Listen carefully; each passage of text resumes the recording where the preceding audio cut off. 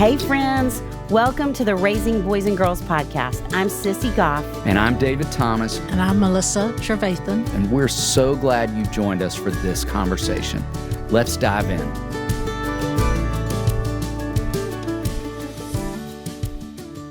Georgie Wisen-Vincent is a nationally recognized play therapy expert and co-author with Dr. Payne Bryson, our friend, of the new book, The Way of Play. Georgie is the founder-director of the Play Strong Institute, a center devoted to the study, research, and practice of play therapy through a neurodevelopment lens, along with Dr. Bryson, the founder, executive director of the Center for Connection, a multidisciplinary clinical practice in Southern California. Georgie is also a child, adolescent, and family psychotherapist and maintains a private practice at the Center for Connection.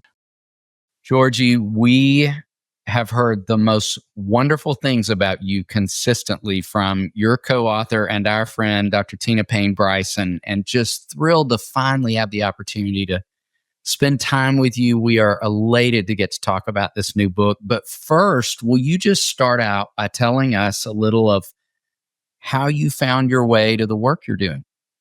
Yeah, so I'm a registered play therapist and getting more specialization in early childhood mental health. I've been in private practice for, I don't want to tell you how many years, but I've been 25 years really focusing on kids, families, parents, and good mental health.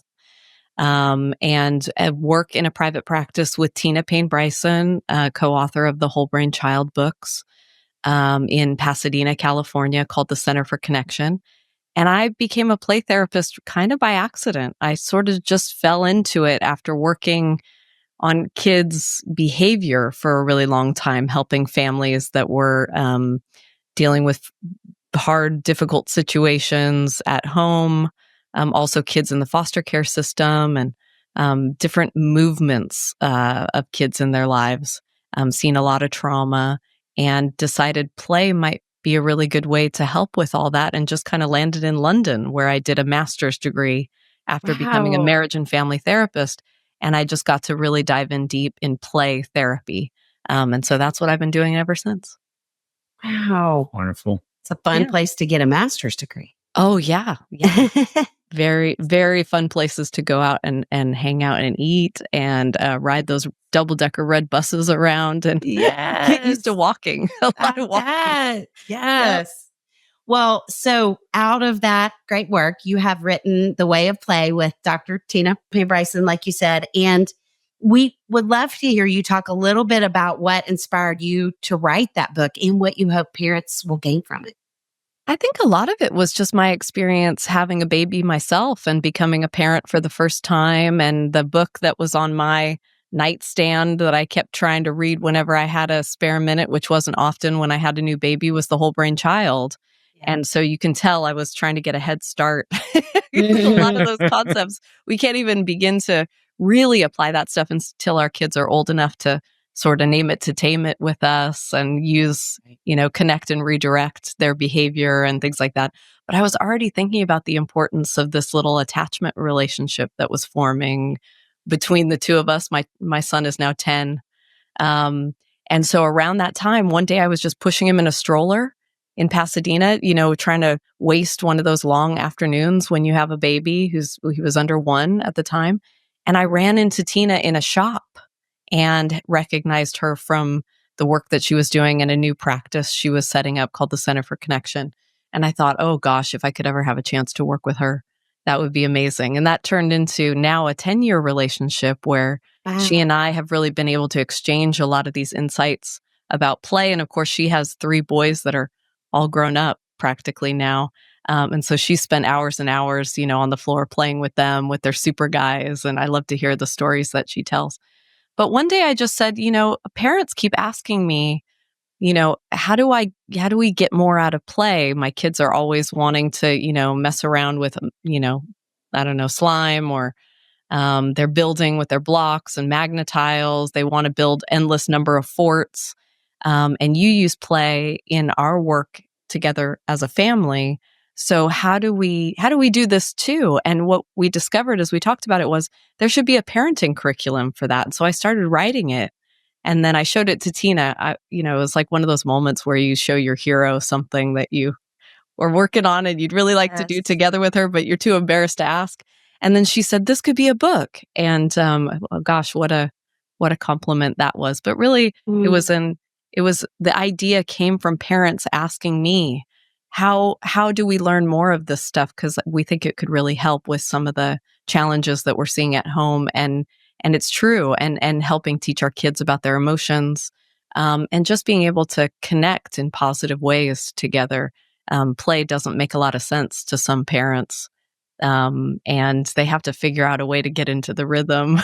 Yes. But maybe we'll talk about that a little bit later at length. We're excited to explore more of that. And, Yeah. and would even say, thankfully, Georgie, our culture is shifting to understand that free, unstructured play is great and needed and necessary for kids' development. And in the book, you talk about how playful interactions between parents and kids cultivates healthy emotional development and resilience. Will you talk about how that happens? Yeah, I think giving our kids more free play is one of the easiest ways that we can promote their mental health, right? So just getting them out, letting them go out in the front yard, backyard, go to the park, get dirty, climb trees, do all that stuff, sometimes by themselves, sometimes with their peers, sometimes with us. There's this other slice that more and more parents are understanding is really important, which is the kinds of shared time that we have with our kids. A lot of parents think, it's hard to set aside that time where you get so busy and there's so much in the week to get done. And we're already planning for the next week before the first one is over.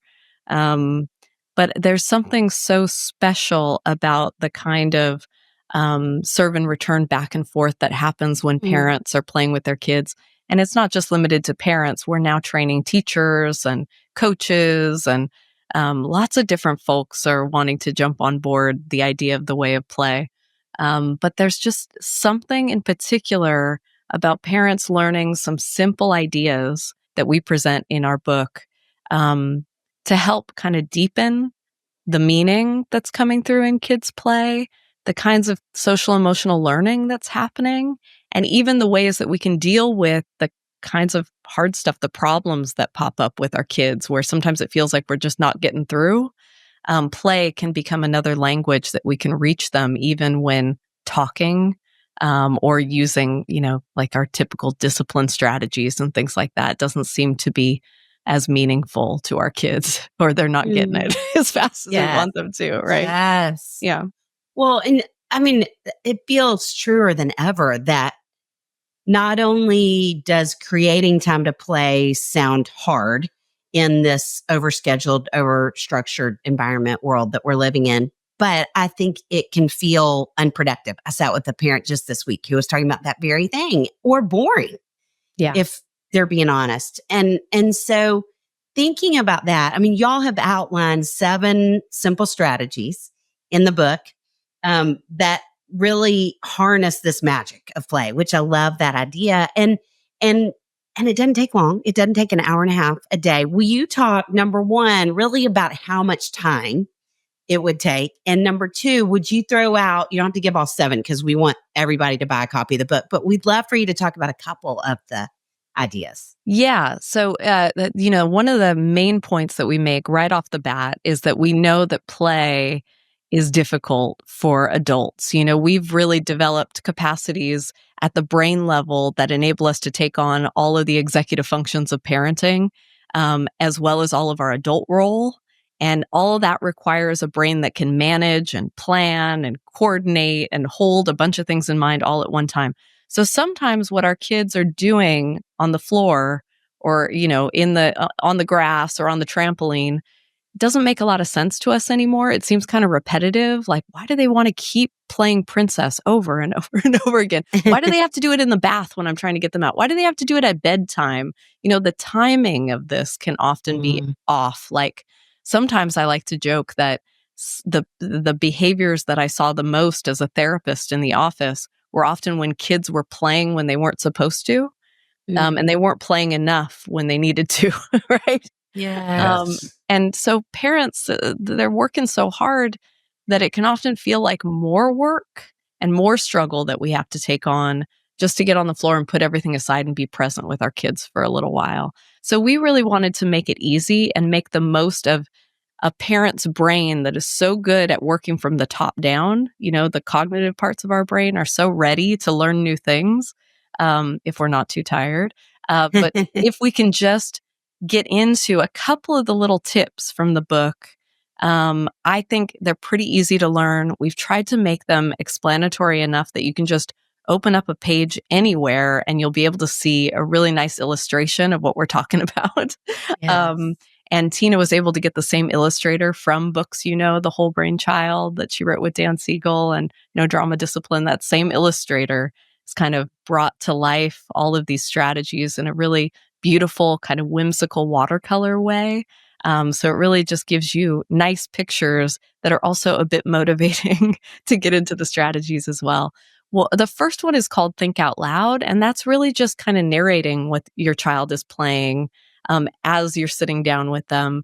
And it only needs to take a couple minutes at a time. You can spend as much time as you want, but if you're like me and you have a lot going on, even with my 10-year-old and as many hours as I've spent playing in my life with other people's kids and my own kid, I still don't want to spend very much time before I've got to move on to something else. So if you just simply say what you see, what you're really doing is being able to connect up for your child parts of the brain that can help them also do the same thing, like think about what's going on in somebody else's mind and learn how to reflect on their own thoughts and other people's thoughts as well. And Tina and Dan have spoken so much about the importance of being able to reflect on our kids and think about parenting sort of from the inside out. What am I feeling? What's my child's intention here? How can I get through the behavior when the behavior seems really, it's coming on both sides of us, and it feels like it's bigger than the both of us. So reflecting can be a really powerful skill, whether we're playing with our kids and helping them learn how to reflect and slow down and respond calmly to situations, or if we're doing it in the moment when they're having, they're doing something we don't want them to do, or we know it's not going to be good for them. So you can use it in play, but it can also become kind of a way of being too, which is kind of a nice thing to be able to pull out that playfulness or be able to tap into a strategy that also works when we're just doing the stuff of parenting as well. So that's just one of them. I know we'll have more time to get into others too. I love Thank that. you. And we would say every parent listening understandably wants to raise confident kids and kids who are good problem solvers. How do you believe play helps kids build confidence and develop problem solving skills? Well, I think that actually taps into another one of our strategies called scaffold and stretch. Sometimes we see our kids doing something that could be a confidence builder. Like, let's say it's just opening the package of string cheese by themselves. Your 4-year-old doesn't know how to get that package open or something and just hands it to you really quickly. Or maybe it's that they are building a tower out of playing cards and that a little breeze could blow by. And so they're having to deal with frustration over and over again.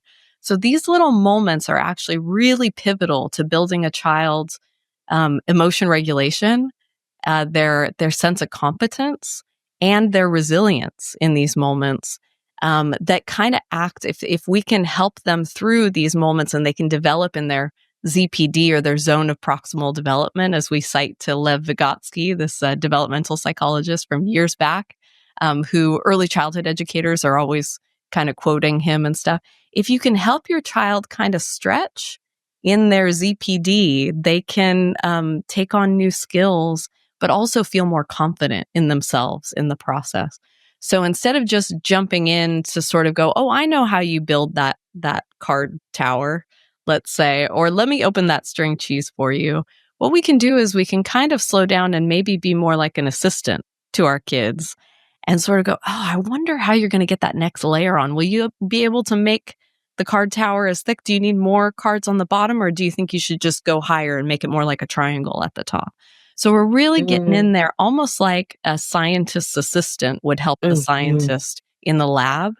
And that's really providing kind of a scaffolding to our kids. We are the emotional scaffolding that enables them to stretch that new skill that would lead to more resilience and even executive functioning, like how are they going to plan and make these decisions when we're not there? Right. Yes. So that's going to help across the board, whether they're with friends on a play date or going to school and doing math the next day or hanging out at grandparents' house and they need to sit politely and keep their elbows off the table. They're going to be able to remember that, they had the right scaffolding from us and they were able to stretch to build more confidence there. So I think that strategy really ties in nicely when we're talking about building our kids' confidence. Yes. I love that idea of scaffolding and stretching. Mm-hmm. And you mentioned managing emotions, which we know play can certainly do as well. Will you talk a little bit about maybe a strategy that can help kids with that? Yeah. The one I like to talk about here is bring emotions to life. That's the third strategy in the book. So by the time you open it up and start getting into it, you're going to get into these emotional skills and the times when play is going to naturally bring out our kids' emotions. And we were thinking about emotions in play because play offers us almost an infinite number of possibilities of ways to express and then to actually be in our bodies and learn what it means to handle these emotions in real time. You're a therapist too, so if a child comes in and you ask them what happened at school last Thursday at about 10 o'clock on the playground, and your teacher came over and said something to you, and you had a scuffle with another kid, what was it all about? They're going to have a hard time remembering that emotion in their body and to try and build, it's the same for parents too. When they come home from school and you ask them, what'd you do that day? They can never say, they can never tell us what happened. It's really hard to tap into that memory. But if we play and we get into like the dramatic roles of it, then sometimes pretend play can be a nice window into what am I feeling in my body? How am I experiencing it? How can I get a handle on it? And kids get lots of practice, almost like, how am I going to prepare for the big football game without enough practice before I get into the game situation? So bring emotions to life is really simple. It's just labeling certain emotions that different characters are feeling. Like you might have a couple of super guys. Tina likes to tell the story of playing this with her sons. They loved, one of her sons loved zip lines, making zip lines with string in the house, and would hold one superhero guy up at the top of the string and the other one would be down below. And she'd say, you've got to get up there. The villain's down below. You've got to get him, kind of thing. And if you just say like, I'm not sure I'm gonna be able to get down there in time. The villain's about to get away. Oh my gosh. So you're really like playing up the dramatic role and you're getting into it a little bit. So not only does your child feel like you're connecting with the emotions, but you're also mirroring those emotions back to them. And then a lot of times they'll jump in with a solution. Like, I know what to do. I'll head up there. They might bring in even a third character. I'll head up there and I'll guide you down. So now they're also looking for resolution to some of those little emotional problems that come up with the play. And when they feel it and experience it in their bodies, then they're actually getting a rep or a repetition of practice that gets laid down in the brain, maybe as a new connection that they'll be able to go back to again and again. So it's kind of cool to learn some of the research behind this stuff. And then to just be able to take advantage of moments while you play. It seems like the easiest thing in the world to be able to do that with your kid. Just touch on an emotion. So good. No. We love that you explain how play can help kids become calm listeners. And that sounds like pure magic to any parent who is listening right now. So how do we use play to help kids develop this skill set? Yeah, it reminds me of a story of a little boy that I worked with who was about 5.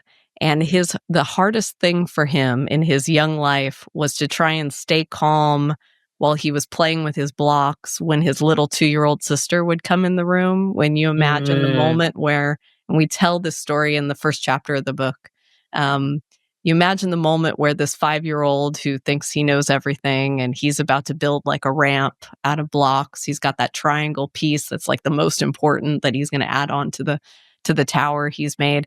And then the 2-year-old sister who's in her deconstructing phase, to know how to tear things down before they know how to build things up, really. Yes. A lot of dumping of baskets of toys, but not quite sure how to put them all away. Yeah.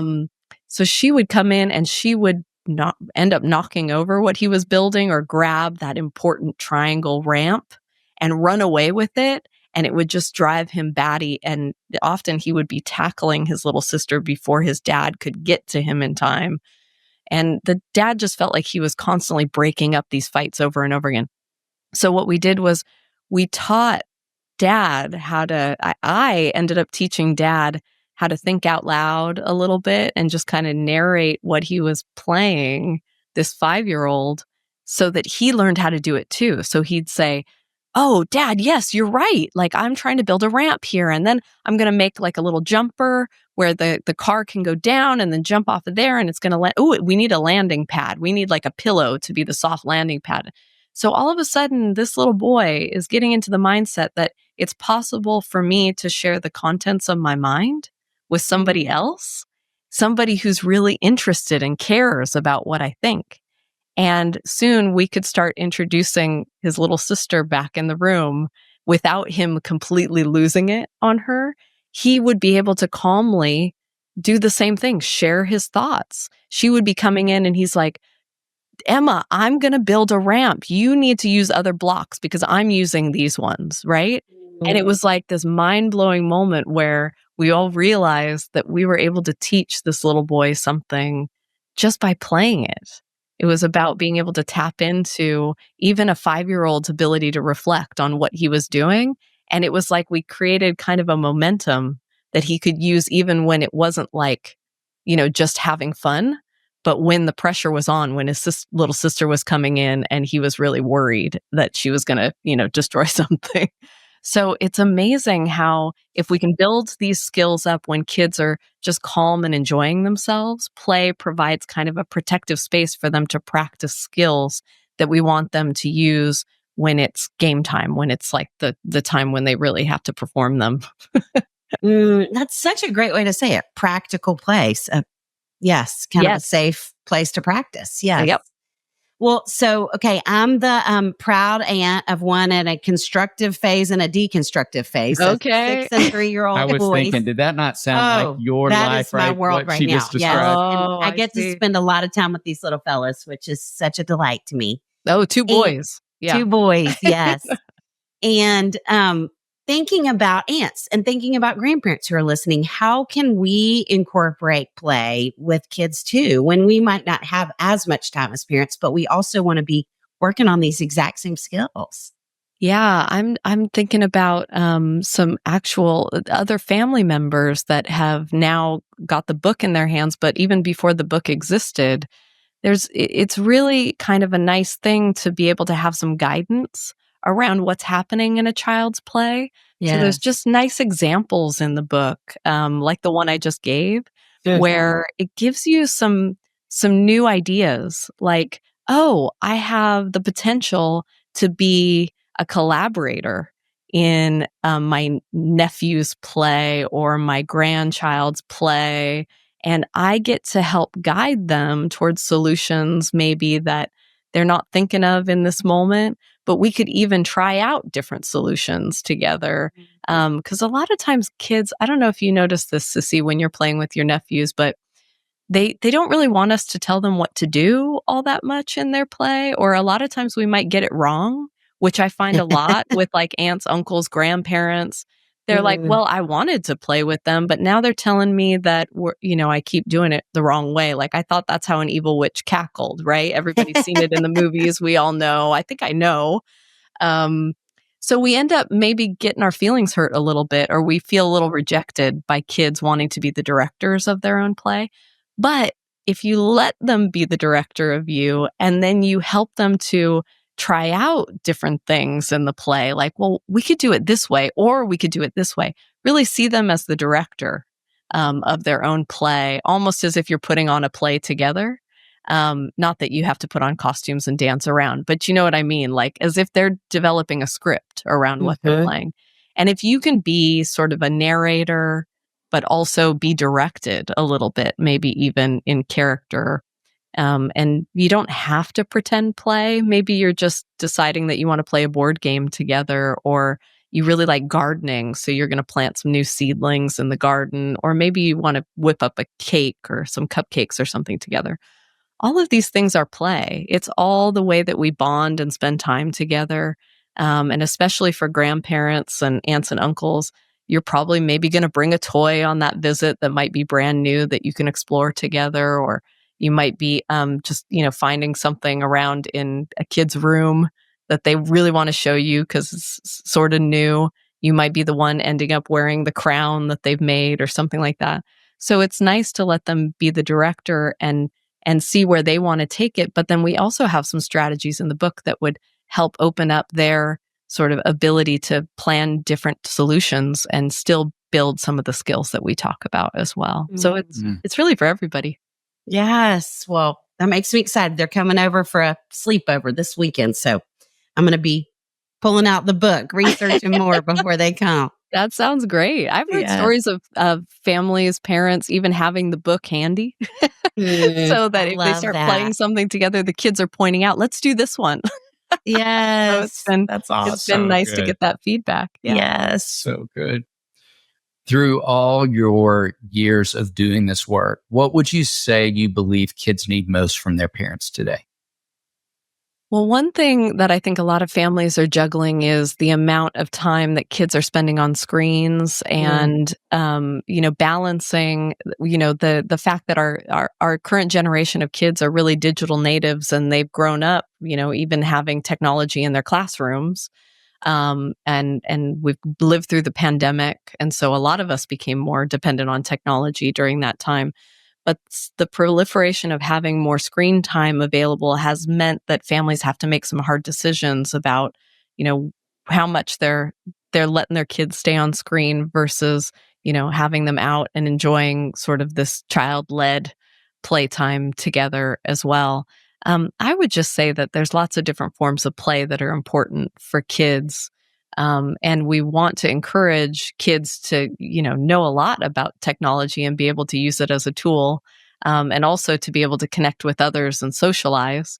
But there's so much that they can get out of the therapeutic elements, the mental health building benefits of being outside and playing in nature, getting dirty and building their immune systems, getting balanced in their sensory bodies and sensory systems.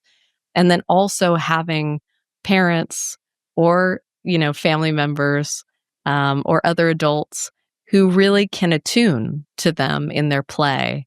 Not only does it make kids feel like we're really connected and we care, but it also gives kids opportunities to work through difficult things too. We've seen a lot of kids who've been able to even work through worries and anxieties as they play just by, I had a little boy who, with his mom, he had a little choking incident at school on some hot pizza. And then he came home and mom said, well, why don't you show me what happened with your teddy bear? And he practiced feeding the teddy bear. He was like, blow on the pizza. It's too hot. And he'd blow on it and then he'd feed the pizza to the teddy bear.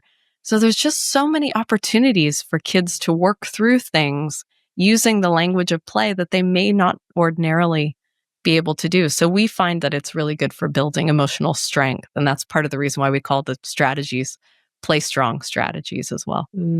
Love that. Play strong.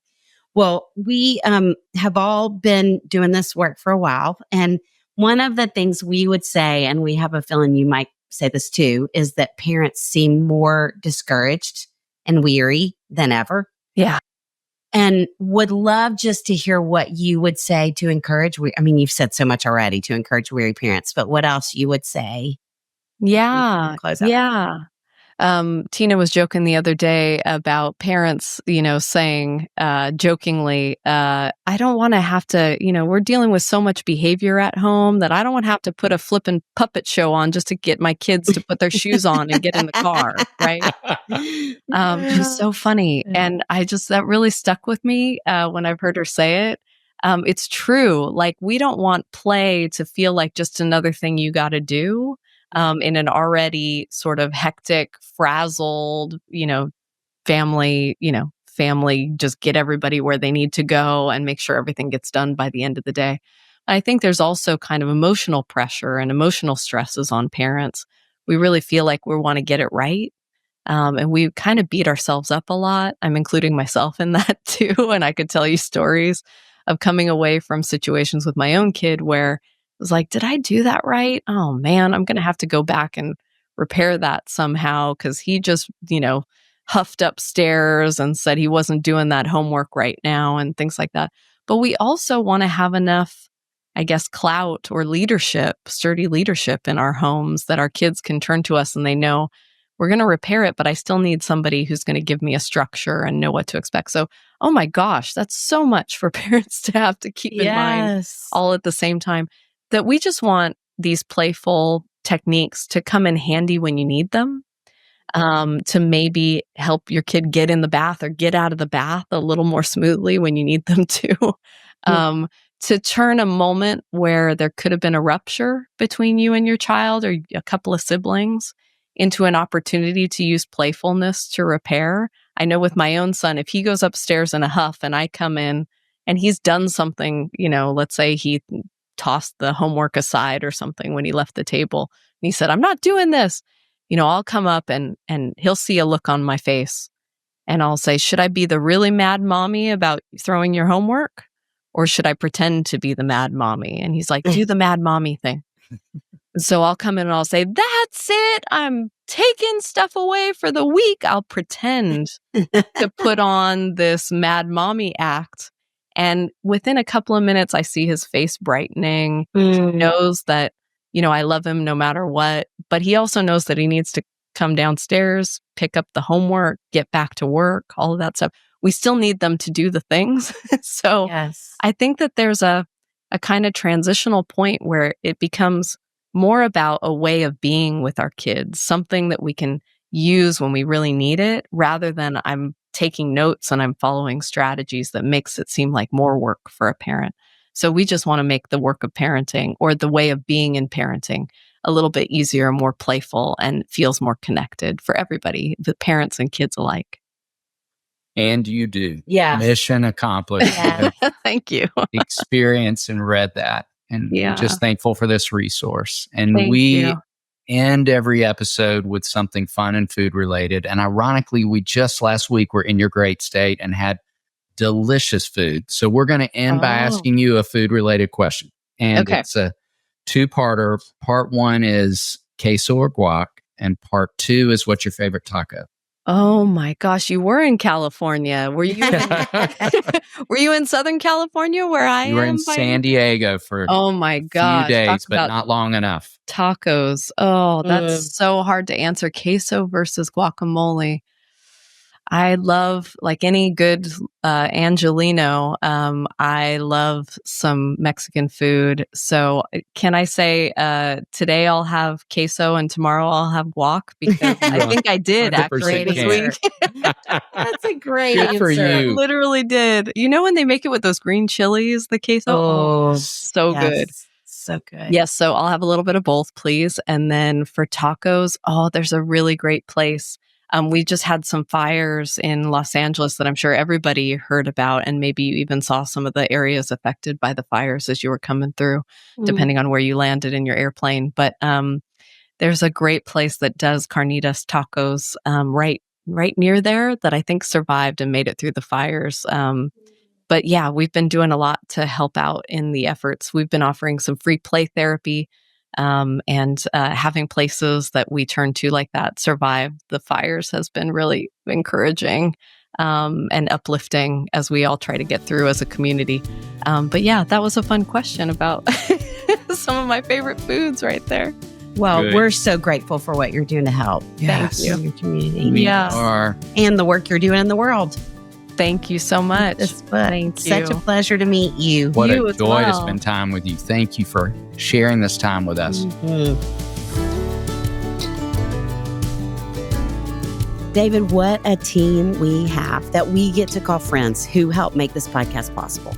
Amanda Young, our operations manager, Chris Starrett, our engineer. our management team at H Squared. We are thrilled to be a part of the That Sounds Fun network. Our music was created by the insanely talented Dave Haywood of Lady A. And if this podcast felt helpful to you, please consider subscribing, liking, sharing, all the things. We are grateful for you and cheering you on always.